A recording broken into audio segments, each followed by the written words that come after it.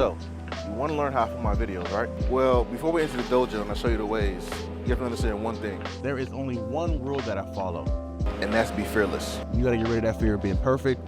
You gotta get rid of that fear of criticism. You gotta get rid of that fear of looking silly, the fear of embarrassment. And once you conquer those fears, that's when you'll truly create magic. All right, let's actually get into it and talk about my video setup and how I actually film my YouTube videos. So to start off, we have the cameras. So for the cameras, I'm working with the Sony a7 IV, and that's gonna be my primary camera. That's gonna be the camera I use to shoot the videos that you're seeing right now, and also things like B-roll. I also use it for photo shoots. Pretty much that's my main camera. And I also have the Sony a6400 as my secondary camera. Now you might ask me, Jeff, what does a secondary camera mean?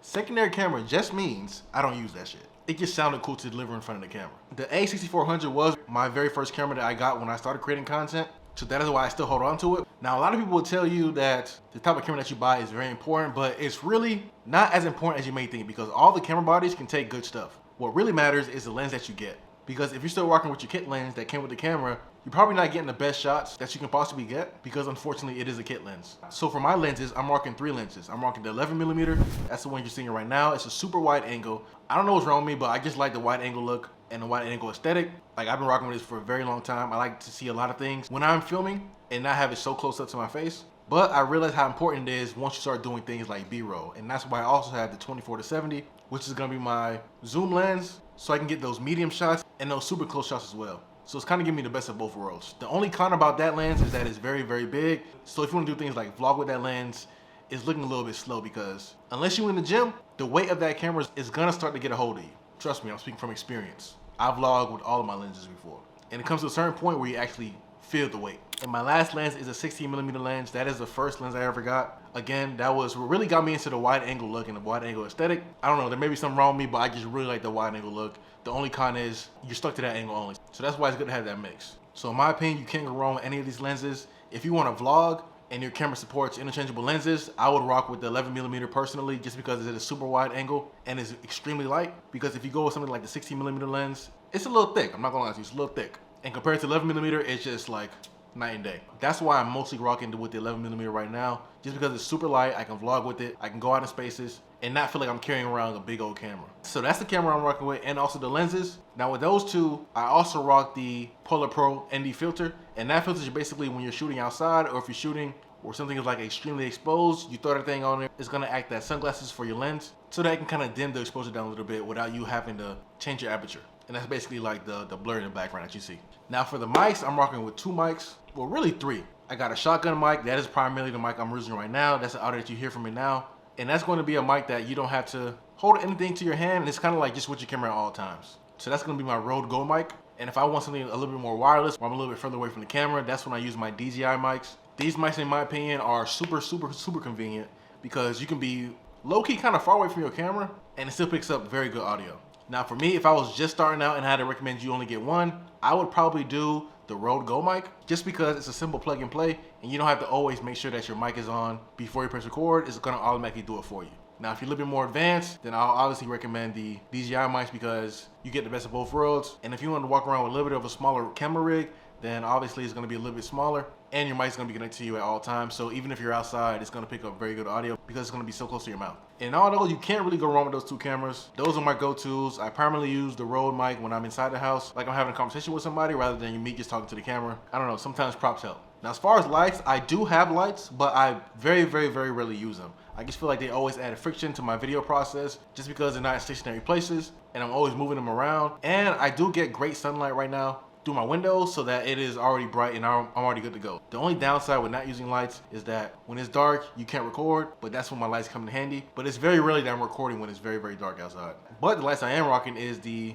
Amaran 60D. I have 2 of those, and the Amaran P60X. The P60X is gonna be a light that you can change the color temperature with. You can make it different colors. And the 60D light is gonna be something that resembles the sunlight, and it cannot change color. So before you buy it, you wanna make sure you know what you're getting into, because I bought these off recommendations from a friend and it just didn't hit the same for me. In my opinion, you really don't need lights until you're really deep into your content creation journey. Like, you know this is something that you wanna do for a long time. But besides that, I really don't think you should get them. Unless you have like really bad sunlight in your house or apartment, then that's where you can look at some options for getting lights. But in all I am not gonna lie to you, man. You really don't need it. I don't find myself using this or even considering this a necessity when creating content. Now for tripods, I primarily have two. One is a traditional tripod that you can get off Amazon, and the other is a C-stand. Now both of these things are extremely important. The C-stand, I would say, weighs a little bit higher than a tripod just because you can do a lot more with the C-stand. The only downside is it is thick, it's big. So with a tripod, you can get those static shots, and if you're filming by yourself, that's gonna be a necessity. And basically, when you take these static shots, the way you make it more interesting is that you add zoom ins and zoom outs. So it acts as if somebody is coming to you with the camera or zooming out with the camera, but it's really not. It's really just effects you do in Premiere Pro or whatever editing software that you use. Now with the C-stand, that's when you can really get freaky with the angles that you do. A lot of time with filmmaking, you kind of just gotta do what feels right.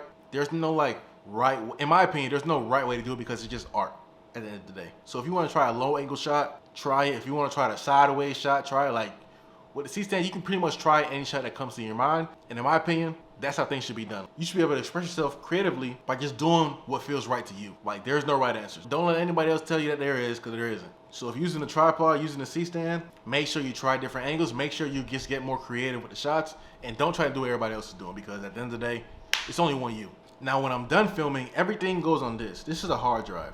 This holds about 2 terabytes of storage, and this is necessary because you should be deleting all of your footage from your SD card after you transfer it over to your hard drive. I know too many people that just buy SD cards over and over again. They have like 100 different SD cards, and I always think like, what's wrong with you? Like, why are you doing that? You should only have 2 SD cards, maybe 3 or 4, but like 20 SD cards is just out. It's insane. Buy a hard drive, put all your footage on here, and when this fills up, buy another one. Or just delete the footage if you're not gonna use it. But yeah, as far as my setup, that's all I got. I mean, you got some plants in the background. That's Jeff. That's Jeff Jr. That's Jeffy over there. We got some art in the background, you know what I'm saying? I got one right there. I got one right here. I don't know if you can see it on the camera. You might have seen it in my other videos. I got some more over there. Like, that's really it, man. It's not really much to it. I'm be honest with you. It's not really much to it. It's nothing too crazy. You don't need all these fancy tools. Like, if I had to be completely honest with you, most of this stuff you don't need. Like, you don't need lights. Unless your room is dark, you don't need lights. But in all honesty, if you ever recorded videos when you had shitty lighting, I don't think you deserve lights just yet. You need to build some reps in. Because what you don't want to happen is you start recording, you record 2 videos, you find out you don't like to do this anyway. You find out you don't like to do this, and then you stop. Now you bought the lights for no reason. So unless you're really into it, it's not worth it. If you know yourself and you know that when you buy this equipment, you're about to go crazy with the content, then obviously, yeah, do it. Because that's what I did. I can't tell you to do something that I didn't do. Because as soon as the guy told me what to buy, I bought it the very next day. But I knew myself. I knew I was gonna create content like crazy, which I did. If you know sometimes you're a little iffy, you know what I'm saying? You may make 2, 3 videos, see you get 4 views and then stop. I'm gonna tell you, it might not be worth it. What you should do is buy a mic and use your phone until you put in enough reps to be like, okay, now I can invest in the camera. But until then, you got some work to do. Anyways, that's all I got for you today. That's my filming setup. I'll see you in the next one. Peace.